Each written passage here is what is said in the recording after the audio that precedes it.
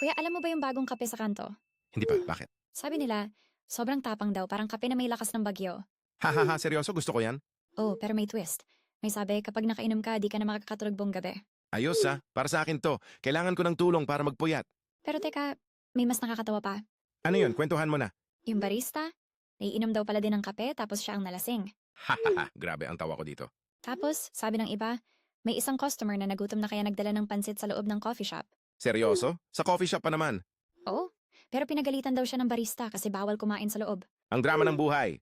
Ano nangyari sa pansit? Naubusan ng chopsticks kaya ginamit na lang niya yung stirrer ng kape. Hahaha, may style na yun. Sabi pa, pagkatapos niya, ang stirrer ay naging sticky at dinala sa cashier. Anong sabi ng cashier? Pinadala na lang daw sa lab para malinis. Tapos ayaw na daw magtrabaho ng barista kasi na-late sa chef. Grabe, sobrang gulo ng coffee shop na yon. Oo nga eh, parang teleserye, barista, customer at pansit lahat nagkakabuhay ng sarili nilang drama. Kaya dapat tayo na lang ang magtulungan, walang drama. Oo nga, Kuya Jay. Tara, inom tayo ng kape dito, walang pansit at walang gulo. Game, pero ikaw magbabayad ha. Sige, pero ikaw ang magdala ng kwento na mas nakakatawa pa. Hahaha, challenge accepted.